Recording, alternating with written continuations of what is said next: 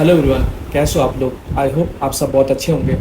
तो आज की वीडियो थोड़ी स्पेशल है, थोड़ी डिफरेंट है, क्योंकि आज के इस वीडियो में मैं आपके साथ डिस्कस करने वाला हूँ कि किन स्टूडेंट्स को एमबीबीएस अब्रॉड चूज़ करना चाहिए। ठीक है, क्योंकि बहुत सारा डाउट है। ठीक है, ऑन ग्राउंड लेवल पे बहुत सारे स्टूडेंट्स को कन्फ्यूजन है कि भाई उनको एमबीबीएस अब्रॉड जाना चाहिए कि नहीं। ठीक है, उनको एमबीबीएस करने के लिए आउट ऑफ इंडिया किसी और कंट्री में जाना चाहिए कि नहीं, क्या उनके लिए ये सेफ़ है, क्या उनके लिए ये बेनिफिशियल है। ये सारी चीज़ें आज की वीडियो में मैं आपके साथ डिस्कस करने वाला हूँ। और ये वीडियो बहुत ही क्रूशियल है सारे स्टूडेंट्स के लिए, जितने भी स्टूडेंट्स एमबीबीएस अपनी अब्रॉड से करने का प्लान कर रहे हैं। तो आप मेक श्योर करो ये वीडियो आप ज़रूर देखो और स्टार्टिंग से एंड तक देखो, क्योंकि फिर आप लोग बीच में वीडियो मिस कर देते हो। ठीक है, जो चीज़ें मैं आपको समझा रहा हूँ आप कंटिन्यूसली नहीं देखोगे, आपको फिर वही चीज़ें डाउट रहती हैं, फिर आप वही चीज़ें मुझे टेक्स्ट करते हो। ठीक है, लेकिन मैं वो सारी चीज़ें अपनी वीडियो में एक्सप्लेन कर चुका होता हूँ, इसलिए मैं आप लोगों को बोल रहा हूँ कि वीडियो पूरी देखा करो, क्योंकि जितनी भी इन्फॉर्मेशन मैं अपनी वीडियोज़ में देता हूँ वो आपके लिए बहुत ज़्यादा हेल्पफुल है। ठीक है, तो चलिए बिना लेट किए हुए शुरू करते हैं।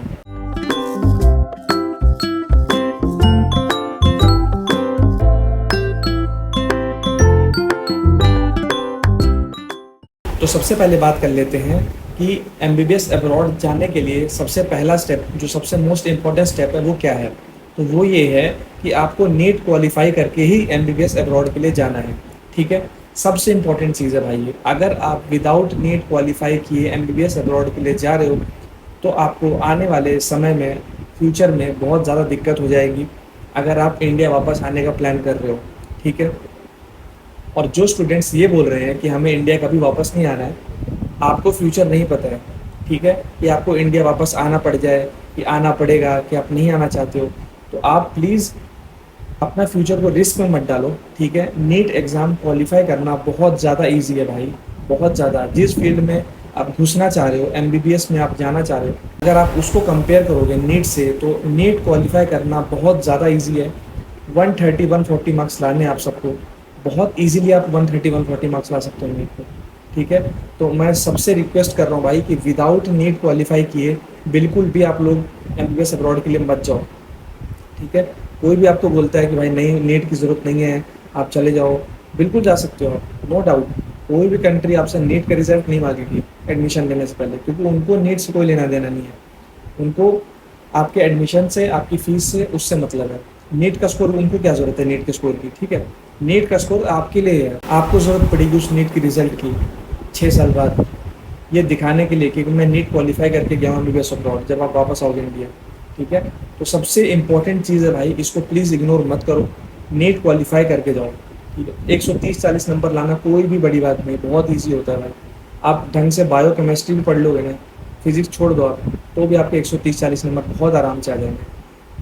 ये हो गई पहली बात। दूसरी चीज़, जितने भी स्टूडेंट्स जिनको ये लगता है कि भाई मेरा अंदर से नहीं आ रहा है मुझे एमबीबीएस करना है, ठीक है, उनके पेरेंट्स या तो फोर्स कर रहे हैं उनको, या तो वो किसी को देख के जा रहे हैं कि भाई मेरा रिश्तेदार गया है या फिर मेरा पड़ोसी गया है एमबीबीएस अब्रॉड, तो मैं भी चाहता हूँ, मुझे भी करना है। अगर आपका ये इंटेंशन है, आपको कोई बोल रहा है और आपको खुद ये फील्ड में नहीं जाना है, तो प्लीज़ मत जाओ।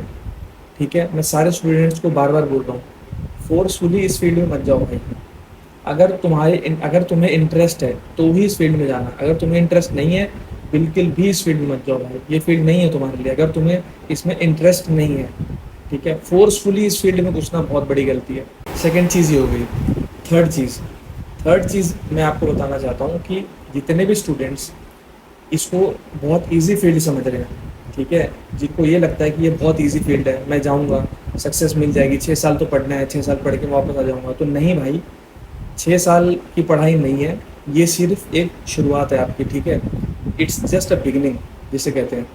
अगर आप ये सोच रहे हो कि आप 6 साल पढ़ने के बाद इंडिया वापस आओगे और आप पैसा छापना स्टार्ट कर दोगे, तो ऐसा कुछ भी नहीं होता है भाई। ये फील्ड मिनिमम 15 ईयर्स मांगती है आपके, 15 साल आपको इस फील्ड को देने पड़ेंगे, तब कहीं जाके आप सक्सेस एक्सपेक्ट कर सकते हो।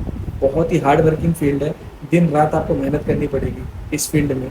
तो ये सब चीज़ें सोच के आप इस फील्ड में घुसना, आगे चल के आपको क्या करना है प्री प्लान करके, ठीक है, ताकि आगे चल के आपको दिक्कत ना आए किसी भी चीज़ में।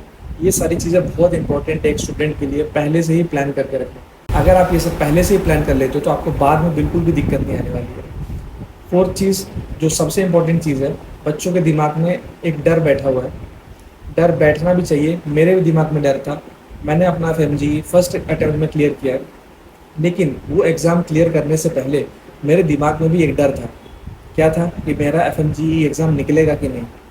नो डाउट मैं मेहनत कर रहा था, नो डाउट मैं पढ़ रहा था, लेकिन कहीं न कहीं मेरे दिमाग में था अगर मेरा एफएमजी एग्ज़ाम नहीं निकला तो क्या होगा। और ये बहुत बड़ा एक प्रॉब्लम हो जाता है अगर किसी भी स्टूडेंट का एफएमजी एग्ज़ाम नहीं निकलता फर्स्ट अटेम्प्ट में। बहुत ज़्यादा टेंशन हो जाती है, सोसाइटी का प्रेशर हो जाता है, पेरेंट्स का प्रेशर हो जाता है, ठीक है। और ये बोलने की ज़रूरत नहीं है भाई, आपको खुद बहुत प्रेशर क्रिएट हो जाएगा कि आपका एग्ज़ाम नहीं निकला। चाहे आप 1 मार्क्स से रह जाओ, चाहे आप 10 मार्क्स से रह जाओ, अगर आपका एग्ज़ाम नहीं निकला तो बहुत ज़्यादा प्रेशर क्रिएट होता है, ठीक है। बच्चे डिप्रेशन में चले जाते हैं। और हार्ड एग्ज़ाम है, अगर आपको कोई बोलता है कि भाई बहुत ईजी एग्ज़ाम है, ऐसे ही पास हो जाओगे, तो बिल्कुल भी नहीं है। इसका प्रूफ है रेशो। आप देखो 20% स्टूडेंट्स पास होते हैं बस एवरी 6 मंथ ये एग्ज़ाम होता है, और हर 6 मंथ में जो एफएमजीई का एग्ज़ाम होता है उसमें सिर्फ 20% स्टूडेंट पास होते हैं, ठीक है। तो उसमें बहुत ज़्यादा मेहनत करने की ज़रूरत है आपको, तभी आपका वो एग्ज़ाम निकलेगा। और अगर किसी भी स्टूडेंट को ज़रा सा भी सेल्फ डाउट है कि भाई मेरा एग्ज़ाम निकलेगा कि नहीं, मैं निकाल पाऊँगा कि नहीं, तो बिल्कुल आपका एग्ज़ाम निकल जाएगा। बस आपको हार्ड वर्क करना पड़ेगा।